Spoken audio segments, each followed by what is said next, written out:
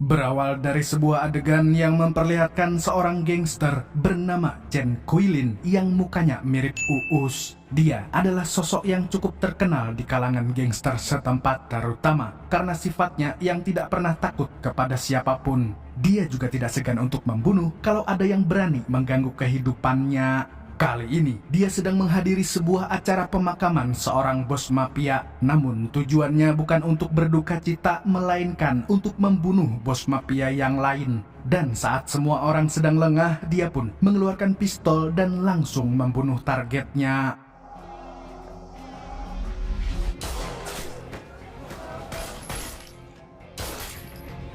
Setelah menghabisi bos mafia itu, dia segera meninggalkan tempat tersebut. Tapi sialnya ada beberapa polisi melihat kepergiannya. Alhasil, aksi kejar-kejaran pun terjadi.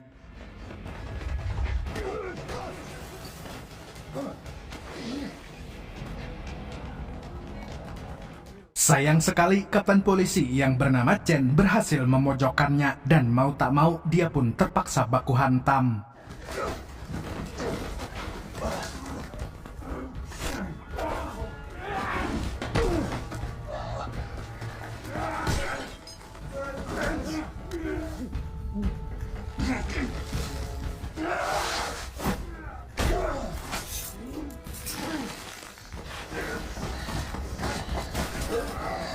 Berkat skill bela dirinya yang di atas petarung MMA, Kuilin akhirnya berhasil mengalahkan polisi tersebut dan melarikan diri sejauh mungkin. Tidak hanya kehilangan targetnya, Kapten Chen kembali mengejarnya dan mereka berdua pun harus adu mekanik lagi.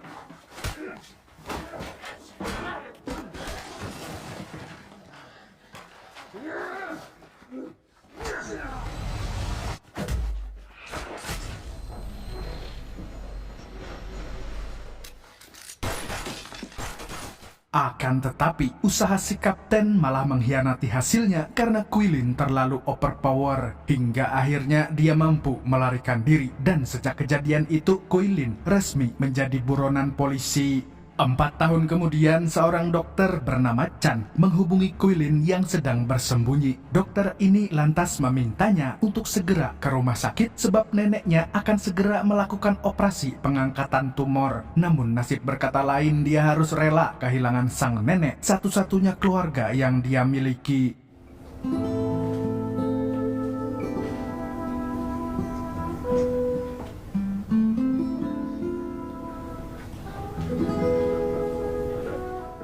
Di warung makan sebelah rumah sakit, Dr. Chan memberikan barang-barang milik sang nenek beserta uang dan jam tangan milik almarhumah. Melihat hal itu, Kuilin nampak sangat terpukul. Dia kemudian memakai jam tangan bergambar babi milik neneknya. Dengan begitu, dia bisa terus mengingatnya. Selain mengembalikan barang-barang, Dr. Chan juga memberikan hasil tes kesehatan milik Kuilin, yang mana dia baru saja divonis penyakit kanker paru-paru stadium 4 karena dalam sehari dia selalu menghabiskan udut sebanyak 5 bungkus. Setelahnya, dokter memberitahu bahwa dia hanya memiliki sisa hidup selama 3 bulan yang kira-kira akan meninggal saat Idul Adha. Tidak berselang lama, Kapten Chen menemui Dr. Chan. Dia lalu bertanya tentang kematian neneknya Kuilin. Tak ingin dicurigai, dia pun pura-pura tidak tahu karena Kuilin tidak akan hidup lama, jadi dia memilih untuk melindunginya. Di sisi lain, Kuilin berdoa di sebuah kuil untuk meminta petunjuk kepada dewa apakah dia harus mati atau tetap melanjutkan hidup dan mati gara-gara kanker. Sambil berdoa, dia melempar dadu untuk menentukan pilihannya. Tapi ternyata hasilnya menunjukkan bahwa dirinya harus tetap hidup. Bahkan setelah diulang berkali-kali, jawabannya tetap sama karena hal ini sudah disetting sutradara. Keesokan harinya, Kuilin pergi ke sebuah bank untuk menyimpan uang milik neneknya. Dan di tengah antrian, dia melihat sebuah papan informasi yang berisi foto 3 buronan polisi. Dan orang yang berada di nomor ketiga adalah dirinya sendiri. Dari sini, dia tiba-tiba mendapatkan sebuah inspirasi.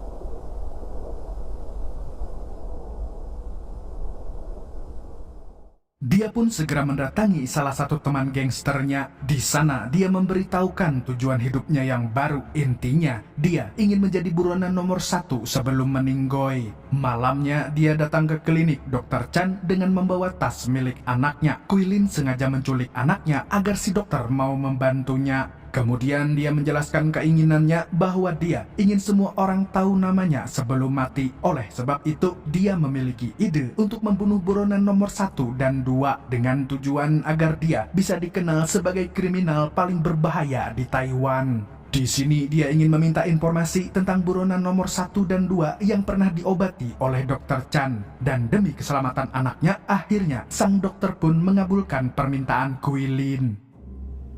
第一次见到香港仔动手，结果那颗子几个小弟抬着他冲了进来，要我帮他抢救，让他每个月派人来拿。 Ternyata selama ini buronan nomor 2 sering memesan obat pereda nyeri di kliniknya karena dia menderita penyakit saraf kejepit.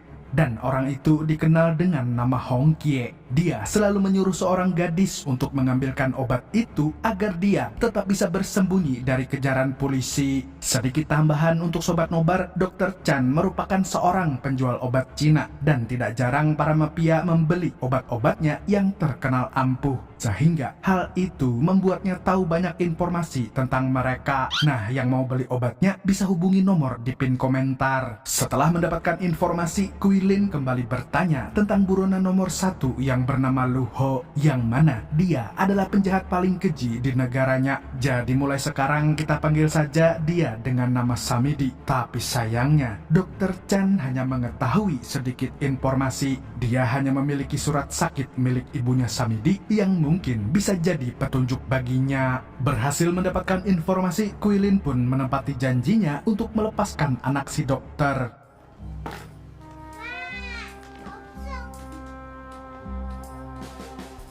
Berdasarkan petunjuk itu, dia memutuskan untuk menyewa sebuah kamar hotel yang berada di seberang tempat cukur Madura. Dan rupa-rupanya tempat tersebut dijadikan sebagai persembunyiannya Hong Kie. Di sana, Hong Kie terlihat garang dengan tato ular di tangannya. Dia dan anak buahnya sedang makan-makan untuk merayakan pembunuhan yang baru saja mereka lakukan.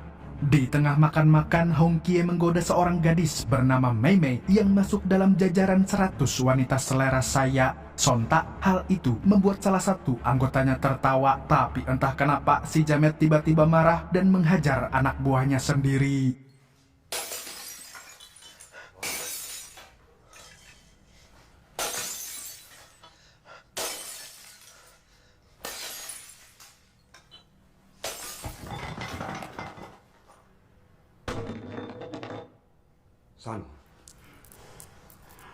Dan seluruh kejadian tersebut disaksikan langsung oleh Quilin lewat jendela kamarnya. Keesokan paginya, Quilin mendatangi salon milik Mei Mei. Kemudian dia pura-pura masuk sebagai pelanggan yang ingin merapikan brewoknya. Dan Mei Mei pun menyambutnya dengan sangat ramah. Namun tak disangka-sangka Hong Kie masuk dan mengambil alih pekerjaan Mei Mei. Awalnya, dia bersikap seperti tukang cukur pada umumnya, tapi ternyata si Jamet sudah mengetahui maksud kedatangannya. Dia juga tahu bahwa Quilin telah mengawasinya sejak tadi malam.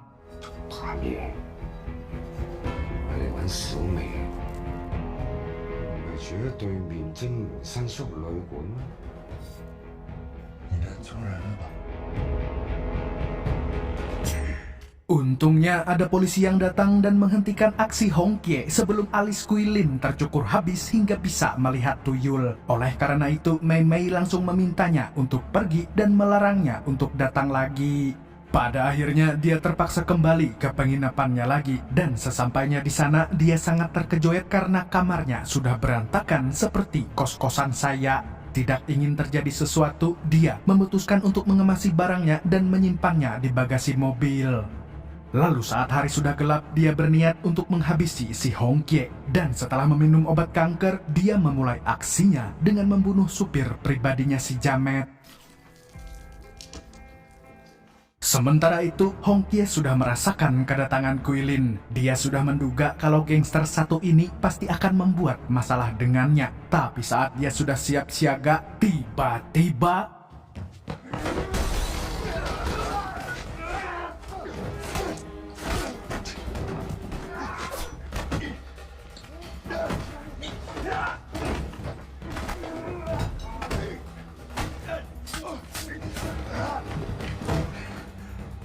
Di tengah pergelutan, Kapten Chen yang baru selesai tarawih langsung mendatangi tempat tersebut. Tidak berselang lama, dia melihat Guilin dan Hong Kie yang sedang kejar-kejaran. Tentunya, dia tidak akan melewatkan kesempatan emas ini untuk menangkap dua buronan sekaligus.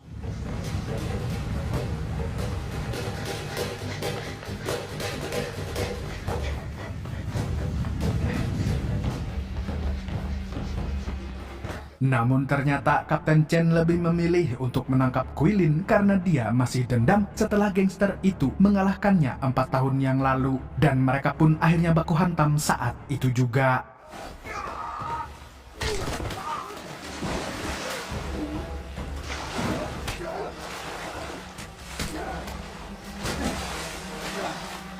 Lagi-lagi, pertarungan antara mereka berhasil dimenangkan oleh Guilin, sang penghancur polisi. Dia mampu mematahkan kaki si kapten sehingga dia tidak bisa mengejarnya lagi. Setelahnya, dia kembali mengejar Hong Kie menuju sebuah gudang di tengah lapangan. Dan sesampainya di sana, mereka berdua langsung berduel hingga berdarah-darah.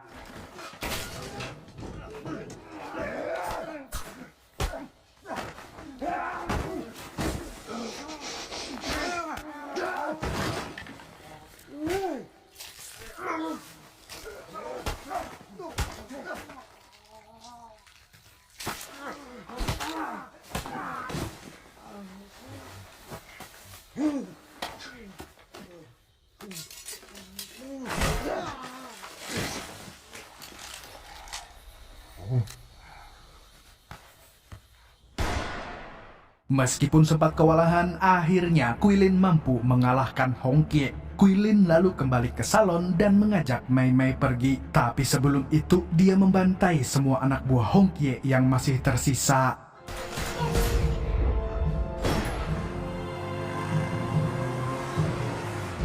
Besoknya, mereka berdua pergi ke pantai Kenjeran. Di sana, Mei Mei berterima kasih sebab telah diselamatkan dari si Jamet. Karena selama ini dia sangat menderita gara-gara perilaku Hong Kie yang ternyata adalah ayah angkatnya. Sebelum melanjutkan perjalanan, Guilin meminta agar gadis tersebut melaporkannya ke polisi atas pembunuhan Hong Kie. Dengan begitu, statusnya sebagai buronan bisa naik kelas.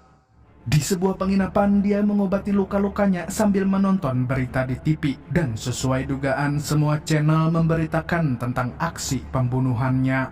Melihat itu, dia merasa bangga dan senang sebab tujuan hidupnya akan tercapai sebentar lagi. Dia hanya perlu membunuh buronan nomor 1 untuk menjadi kriminal paling berbahaya di Taiwan.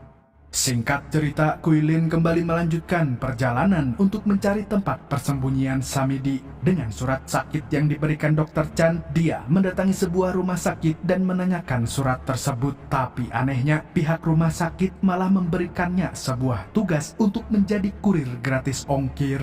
Dia harus mengantarkan abu jenazah milik ibunya Samidi, lalu memberikannya sebuah alamat. Sesampainya di lokasi, Guilin justru menemukan sebuah sekte sesat. Loh, di tempat itu dia disambut dengan ramah, bahkan diberi makanan yang enak. Tidak lama kemudian dia diajak ke sebuah aula di mana ketua sekte sedang menyampaikan ceramahnya. Namun saat sedang mendengarkan bacotannya, Guilin tiba-tiba sakit perut dan memutahkan cairan hitam. Ketua sekte lalu membawanya ke rumah sakit dan setelah diperiksa, dokter memberitahunya bahwa Guilin adalah pengidap kanker. Mendengar hal itu, ketua sekte langsung memanfaatkan keadaan. Dia meyakinkan Guilin bahwa penyakitnya bisa disembuhkan jika dia mau bergabung ke dalam sektenya. Ketika sudah pulih, Guilin mendatangi ketua sekte dan menyampaikan maksud kedatangannya, yang intinya dia ingin mencari seorang jamet bernama Samidi. Akan tetapi, orang itu sudah tewas beberapa tahun yang lalu. Dan untuk meyakinkannya, ketua sekte pun menunjukkan kuburan Samidi. Sambil menatap batu nisan, si ketua mengajak Guilin untuk bertaubat sebelum ajal menjemputnya.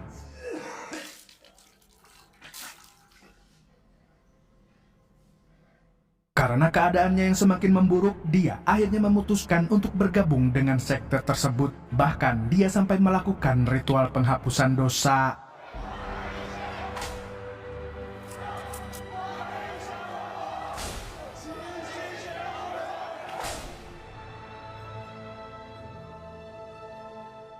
Selesai mengikuti ritual penghapusan dosa, ketua sekte mengajaknya untuk melakukan pemeriksaan kesehatan dengan asuransi BPJS. Dan ajaibnya, hasil ronsen menunjukkan kalau kanker di paru-parunya sudah menghilang total. 不过还要抽取细胞化验会比较准确啊。如果你说你之前，哎，他这样会好起来吗？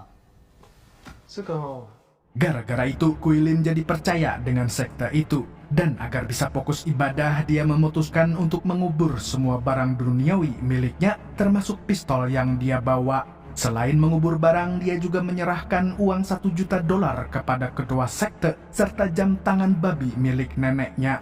Dan semua benda itu pun langsung dibakar tanpa ragu.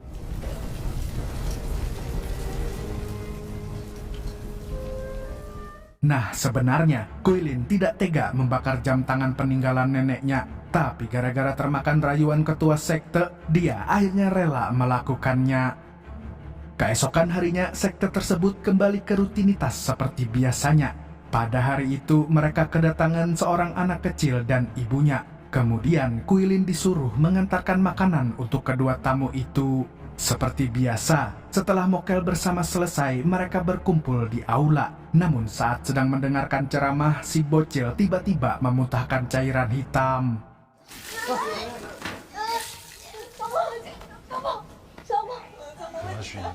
Kuilin pun langsung membawanya ke rumah sakit sekte. Dan di sana keempat jamaah berkumpul dan membicarakan kejadian tadi. Di sini akhirnya terungkap kalau mereka sengaja memberikan racun kepada setiap jamaah baru, termasuk kepada Kuilin. Dengan demikian, ketua sekte bisa mendapatkan pengikut baru. Di tempat yang sama, Kuilin juga melihat bekas ronsen miliknya yang digunakan untuk memanipulasi ibu dari bocil tersebut. Dan tentu saja, dia semakin merasa janggal dengan kelakuan para pengikut sekte.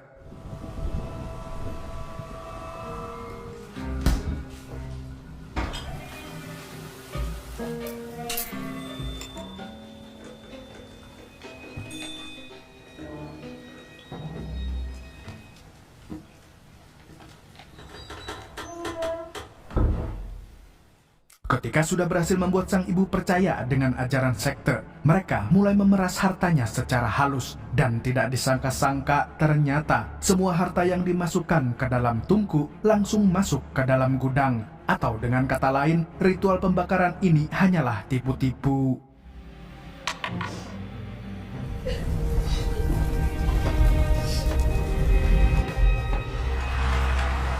Merasa penasaran, Kuilin pun masuk ke dalam gudang untuk mengecek semua barang yang ada di sana. Dan benar saja, semua harta jamaah disimpan demi memperkaya si ketua sekte.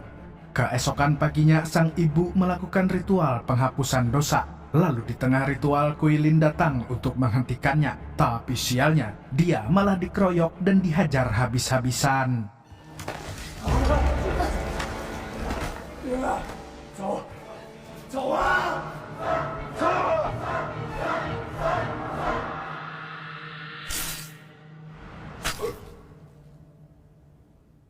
Para jamet ini lalu mengubur Kuilin agar tidak ada lagi yang mengganggu kegiatan mereka. Selain itu, mereka juga ingin Kuilin merasakan pedihnya siksa kubur.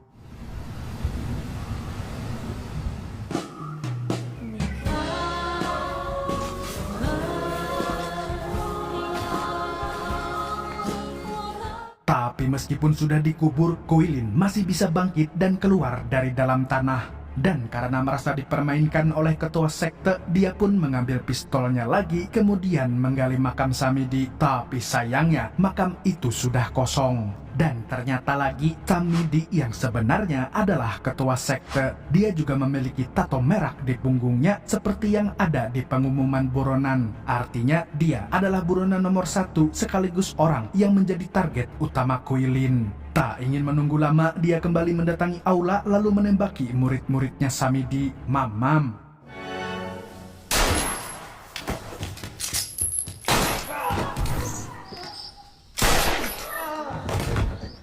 Di Di dalam aula, para jamaah sedang beribadah seperti biasanya, tapi dia sudah tidak peduli lagi, dan tanpa basa-basi, dia langsung membocorkan identitas Samidi dan menyebutkan semua kejahatannya. Setelah itu, dia pun mengeksekusinya di depan semua orang. Belum puas membunuh, Kuilin berniat menghabisi semua jamaah yang masih beribadah di sekte sesat tersebut. Dia pun menghitung sampai 10 untuk memberi kesempatan bagi orang yang ingin menyelamatkan diri. Lalu dalam hitungan terakhir, pembantaian pun dimulai.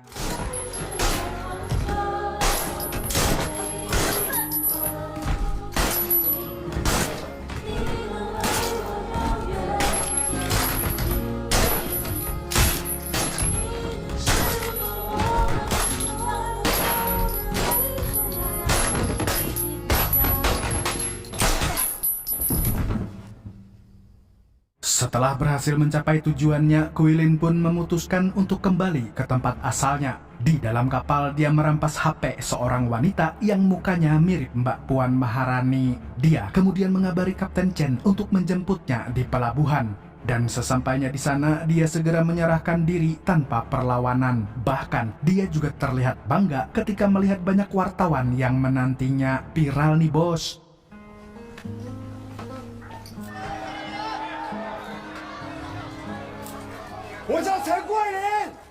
Berkat kebrutalannya, Kuilin akhirnya dijebloskan ke dalam penjara dengan vonis hukuman mati. Pada suatu hari, Dr. Chan datang mengunjunginya dengan gaya rambut yang botak. Di sini dia mengatakan bahwa dia telah berbohong, yang intinya Kuilin tidak terkena kanker paru-paru stadium 4 dan orang yang mengidap penyakit tersebut adalah dirinya sendiri. Loh, Dr. Chan melakukan itu dengan harapan Kuilin akan bertobat dan menyerahkan dirinya kepada polisi. Tapi ternyata dia malah membunuh 2 orang buronan paling berbahaya.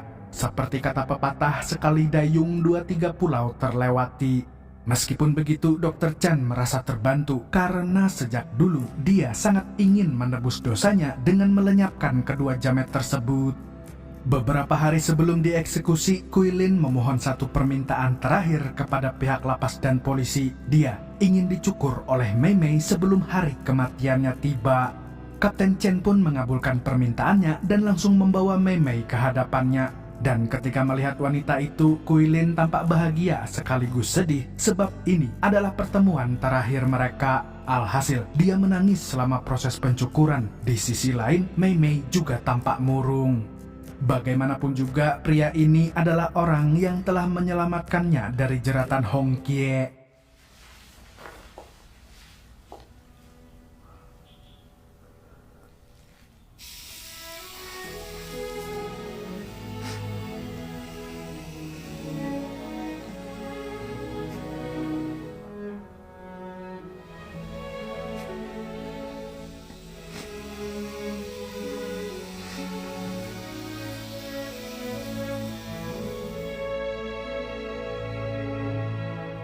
Kemudian, Kapten Chen memberikan jam tangan pink milik Kuilin kepada Mei Mei.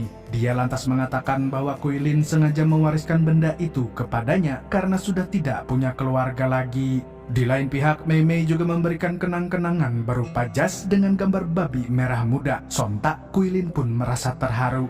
Apalagi dia tidak pernah diperlakukan spesial selama hidupnya. Singkat cerita, hari eksekusi pun tiba. Sebelum ditembak mati, seorang dokter menanyakan apakah dia ingin dibius atau tidak. Akan tetapi, Kuilin menolaknya dengan tegas. Dia ingin merasakan seluruh rasa sakitnya dengan jantan layaknya seorang gangster sejati. Di akhir film, Kuilin tersenyum saat akan ditembak mati. Lagi pula, dia akan segera bertemu dengan neneknya di alam yang lain.